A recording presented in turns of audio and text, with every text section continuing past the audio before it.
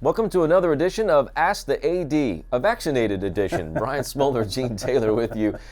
Finally together in the same spot after a year of doing Zoom Ask the ADs. We were able to load up on a bunch of questions, get right to them. Ask the AD, of course, brought to you by Mammoth Sports and by, I guess, Moderna in some respects, right? Yeah, the fact that we're together, that's a good thing. That's right, vaccinations. Get those vaccines so we can get closer back to normal. All right, we'll jump right into the questions here.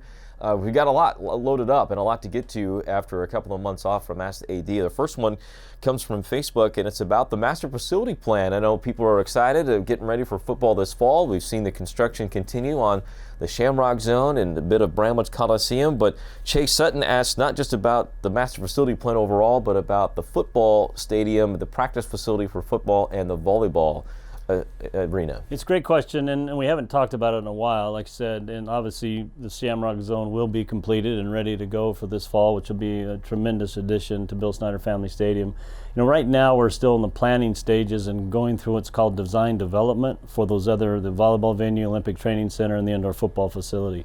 We're going to wrap that up this summer and then, begin to get approvals for the next step. So the next step would be potential putting construction documents out on the market, getting construction companies to bid on it. We don't know yet when we're going to be able to start. Hopefully sometime in 2022, but a lot of that's going to depend on materials. There's a lot of material shortages out there, the cost of the project. So I can't promise anybody, but our goal is to at least get the Olympic Training Center and volleyball venue started sometime in 2022.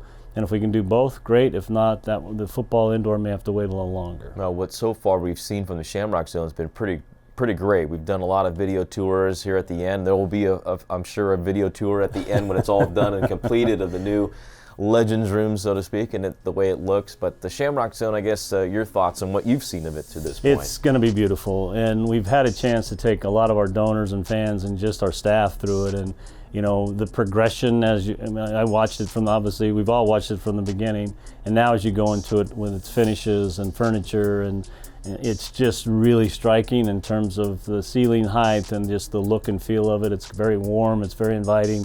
A lot of TVs. If you miss a game, he's on the TV coverage in there. But I think it's just going to be a great addition. Not only the Shamrock Zone itself, but obviously the club area inside of Bramlage, the new entrances, and then the South Concourse is going to be tremendous for our fans from a concession standpoint, restroom, the flow of from east to west side, all those things really going to, and then it's going to close in the stadium and it's going to make it even louder than it has been. Yeah, the Power Cat porch, and there are still some tickets available for the club on that Shamrock Zone. You can find out more information through kstatesports.com. We did get one question emailed to us if the Shamrock Zone meant that this is from your good friend Dave Fernbauer, if that means that we're going to be scheduling Notre Dame anytime soon. Well, probably not anytime soon, but hey, maybe that'll attract him to come play us at some point. Thanks, David, for the question. A good one via email. All right, back to Facebook for the next question. Any changes to the sports venues as we come back into full capacity for the fall? Any changes to any of the venues, such as admission, parking, re-entry, tailgating, and so forth? All that's going to stay the same. We're going to go back to 2019. We're going to allow tailgating. We're going to allow exit and re-entry. You touched on it a little bit. We are adding what is called the Power Cat porch as part of the South End Zone renovation, and that's going to be an area where fans, general fans, can go in and get an adult beverage and watch the game. They won't be able to see the game from there, but it'll be a really nice addition. But everything else is going to be, very similar. The one probably big thing is you're going to see the band move into the student section this year. A lot of conversation to really kind of, with Dr. Trace to really bring the band back into the student section and help continue to liven up the feel of that area and our fans, and then take the old band section and turn it into a general admission seating area. Yep, that'll be coming here in the fall, starting with the 2021 campaign. Should be a lot of fun as Chris Kleiman and the guys get ready to go as they're working through individual workouts and stuff and camps this summer. All right, from Twitter, speaking of football, we'll get back to football in a moment. Now to baseball. Pete Hughes Ball Club just finished off a great spring and a great finish, strong finish, just missed the NCAA tournament. We had a question that came from C. Banning on Twitter about the purchasing of baseball jerseys. All the new ones are so cool, but there's nowhere to buy them.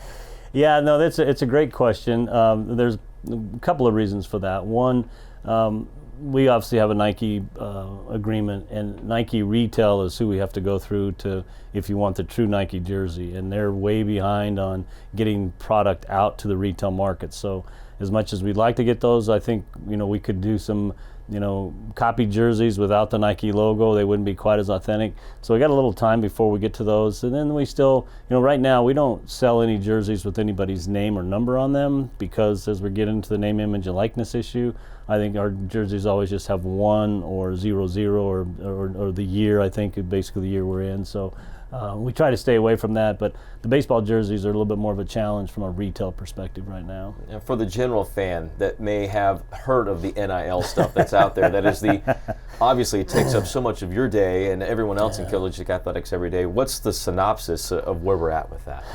Boy, I don't think we have enough time, Brian. I'm serious. It's very, very complicated. And it's coming quick. We had the Supreme Court decision, which isn't directly related to name, image, likeness, but basically come July 1st, every student athlete will be able to profit off their name, image, and likeness, things they haven't been able to do before.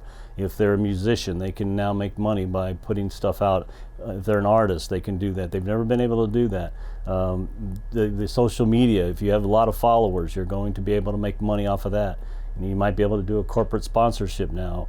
And be paid for appearances and autographs. There's a lot to unpack there. We could spend a whole almost ask the AD about that, but it's going to come fast and furious. And so July 1st, you will see athletes across the country that will be coming out with deals that may surprise some fans. It seems like the consensus is, for the most part, allowing student athletes to do this is not necessarily in question. It's more of the regulation and the enforcement of all that. And there's a lot of ways I think it's good, and we want to support our student athletes, and that's what we're doing now, is educating them, talking to them about how to do it the right way. I mean, there's going to be tax implications for them. They're going to be attorneys. They're going to be It's going to be a new world for some of our athletes.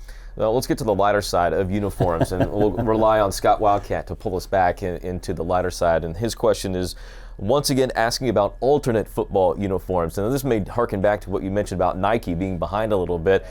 Alternate football uniforms, will there be any for 2021? I don't think for 2021, and you touched on it, and Scott's always good for some good questions. Usually it's about alcohol, but hey, whatever.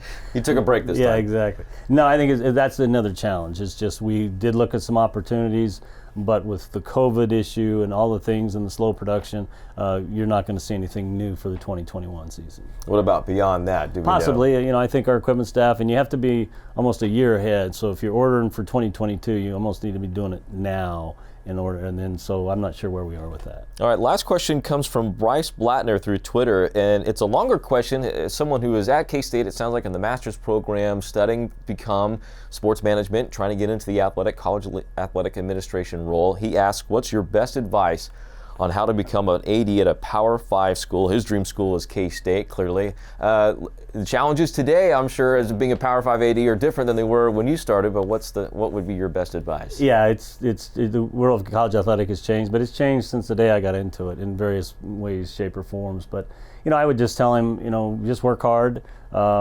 If you want to get to be a Power 5 AD, get as much experience in that level. But also make sure you have a wide range of experience. Don't just stick in one particular area. If you can do some internships in different areas, eventually as you get later in your career, you're going to want to settle in at the Power 5 level and stay at that level. It's much easier to go down a level than it is to go up. And that's just fair or unfair. We've got a lot of talented ADs at the D2 level, D3 level, but for them to move up to Division I is really, really difficult. But I think you just work hard, do everything you can, and learn as much as you can, and eventually you'll get there. Yeah, every path is different, no doubt, but it does seem that the more you understand about each aspect of college athletics, be it the academic side or the operations side, ticketing, whatever, seems to help. Fundraising, generating revenue is a big piece as well. Appreciate the time. It's good to see you face to face instead of the TV. And thanks to our fans. Can hardly wait to get you in Bill Snyder Family Stadium in September, and really looking forward to a great year ahead. Yeah, Refill the Bill coming up here in the fall. Looking forward to it. For Gene Taylor, Director of Athletics, I'm Brian Smoller. For our entire crew, thank you for watching Ask the AD, brought to you by Mammoth Sports.